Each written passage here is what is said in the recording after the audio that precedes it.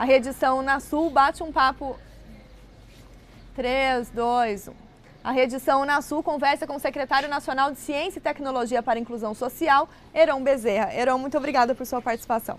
Heron, recentemente você assumiu a CECIS, a Secretaria de Ciência e Tecnologia para a Inclusão Social, e gostaria que você pontuasse que modificações do plano de trabalho de vocês, principalmente na área de segurança e soberania alimentar. Perfeito. A Secretaria ela tem um conjunto grande de ações, que vai desde a difusão, que passa pela SPPC, a Olimpíada de Matemática, a Olimpíada de Física, a Semana Nacional de Ciência e Tecnologia, até os CVT, que são os Centros Vocacionais Tecnológicos, voltados para beneficiar, agregar valor, verticalizar a produção, vai para cidades digitais, para a inclusão digital com telecentros, com cidades sustentáveis e, obviamente, um programa grande que nós damos muito peso, que nós estamos inclusive reformatando inteiro agora, que é o de segurança alimentar, que tem uma parceria estreita com a Unesp, que, aliás, coordena o programa de segurança alimentar, a rede de segurança alimentar com as nações sul-americanas. Com as nações sul-americanas, a partir de um termo de cooperação, de parceria com o Ministério da Ciência e Tecnologia. Então, nós estamos, nesse momento, inclusive a professora Rita participou da reunião que está rediscutindo os eixos gerais. Nós estamos criando, na verdade, um grande programa de segurança alimentar, de caráter nacional, baseado em 4 grandes projetos. O primeiro deles é os grupos de pesquisa. Nós já temos, no momento, mais ou menos, 144 grupos de pesquisa em segurança alimentar, em agroecologia e com CVT, etc. A primeira providência que nós estamos tomando, para nós, todo grupo que trabalha com esse tema é segurança alimentar. Então nós não estamos mais separando, como estava separado até então, segurança alimentar numa caixa e agroecologia noutra caixa. Nós entendemos, até porque eu sou engenheiro agrônomo de formação, por acaso eu sou engenheiro agrônomo de formação e professor de uma universidade, de uma faculdade de ciências agrárias na UFAM. Eu entendo que isso não há essa separação. Quem trabalha com produção de alimentos trabalha com segurança alimentar. Então nós temos um grande projeto que é de pesquisa em tecnologias que possam otimizar, melhorar, ampliar a capacidade nossa, baseado em algumas premissas. A primeira delas é desenvolver tecnologias, por exemplo, para a conservação de alimentos sem sódio. Você sabe perfeitamente que hoje nós comemos muita comida processada. Isso representa um risco enorme para a saúde da população, porque toda comida processada é conservada à base de sódio, pesadamente à base de sódio, o que tem implicações de aumento de pressão, de todo um conjunto de outros problemas, edema de qualquer natureza que isso possa provocar. Esse é um ramo, é uma linha de pesquisa que nós vamos dar muita ênfase.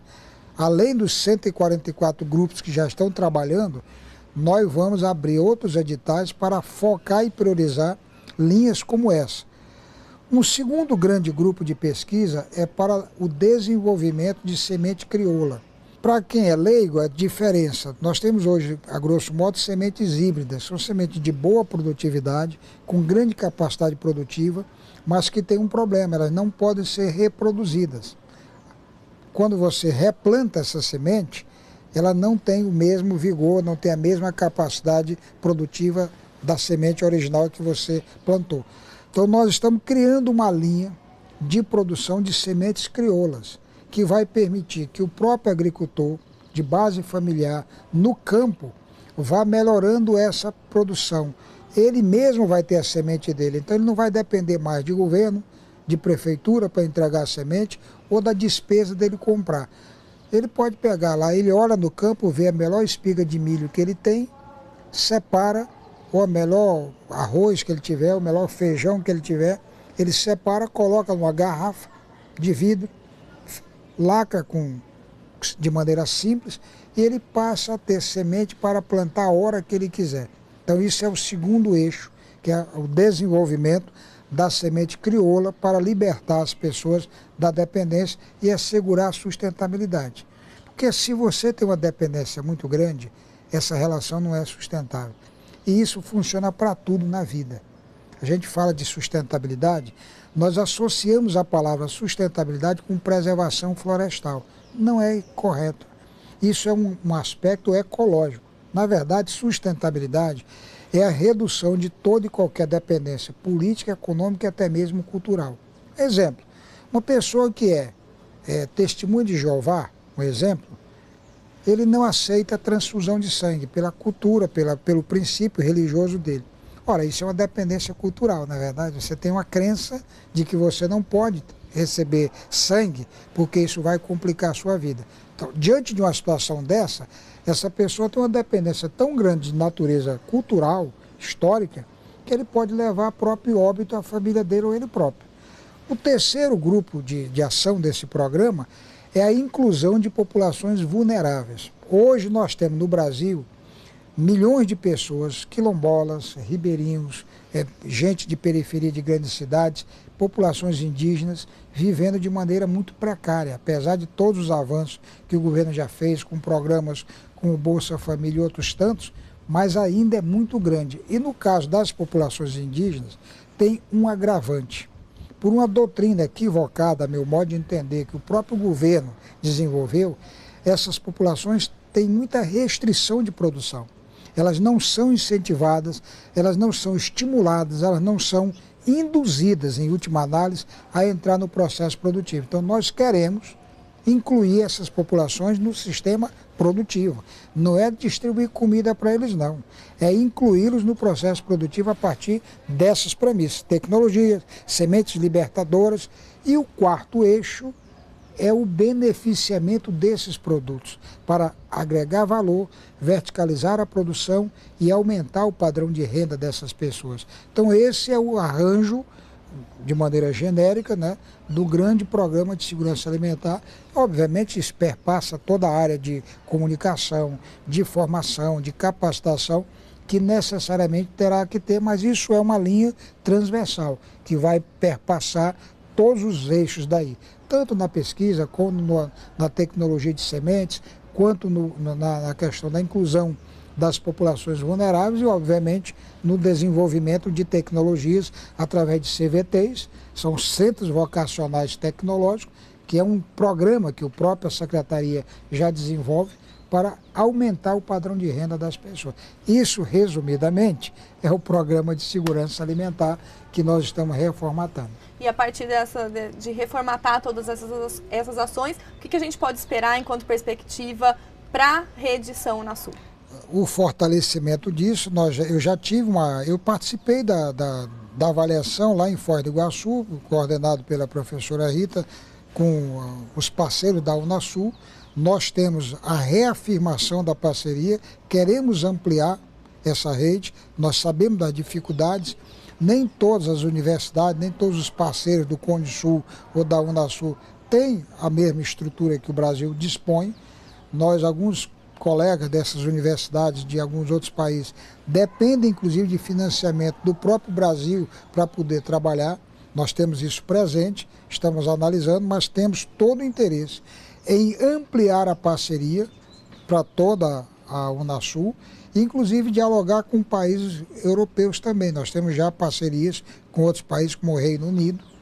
Nós vamos agora para a Expo Milão apresentar, inclusive, resultados desse programa da Unasul, Programa de Segurança Alimentar, apresentar experiências exitosas do Brasil, porque nós já temos muita coisa a apresentar. Tanto que, como eu comecei dizendo, nós já temos hoje 144 grupos de pesquisa trabalhando nisso, nas mais variadas linhas de atuação, que vai desde sementes crioula, a técnica de agroecologia, tem vários grupos trabalhando no Brasil inteiro e o que é mais importante, envolvendo todas as regiões do Brasil. Ou seja, esse programa de segurança alimentar dentro do Ministério e dentro da Secretaria, ele alcança o Brasil inteiro. E isso para nós é muito importante porque você sabe, nós todos sabemos, que o Brasil é um país muito grande, com realidade muito distinta, inclusive com hábitos alimentares completamente distintos. Você pega uma população gaúcha, por exemplo, ela tem um consumo de carne vermelha per capita enorme. Você vai para a Amazônia, para o Amazonas especificamente, o Amazonas consome 53 quilos de peixe por ano per capita, contra uma média mundial de 9 quilos, para você ter uma ideia. Então, você tem apenas para dar duas referências extremas, você tem uma população que tem uma ração alimentar fundamentalmente à base de pescado, e tem uma outra fundamentalmente à base de carne vermelha. Aí você tem o Sudeste, que vai muito da massa no estado de São Paulo, por exemplo, né? Há o feijão tropeiro de Minas Gerais, do torresmo, que é uma comida altamente calórica, né? Obviamente. Você vai para o Rio de Janeiro, é a feijoada como prato principal. Você vai para o Nordeste, é a carne de sol como prato principal, é a rapadura, né, a farofa. Na Amazônia você tem, além do peixe, muito carboidrato à base de farinha, e aí já é de farinha de mandioca, e aí já é em todos os estados da Amazônia, consome muito carboidrato à base de farinha de mandioca. Ora, eu não posso tratar, portanto, um programa de segurança alimentar sem levar essas particularidades em conta. Eu não tenho como elaborar um programa em que eu me baseie num modelo de alimentos de São Paulo, ou do Amazonas, ou do Rio Grande do Sul. Eu tenho que necessariamente procurar alcançar todas as regiões do Brasil para ter um mínimo de diálogo com as populações locais. Essa que é a grande verdade. Assim como nós também temos interesse em aprofundar o programa de identificação dos nossos produtos. Para você ter uma ideia, nós temos hoje no Brasil mais ou menos 597 produtos identificados, mensurados com o valor de carboidrato, o valor de gorduras, o valor de nutrientes, etc., a estrutura dele.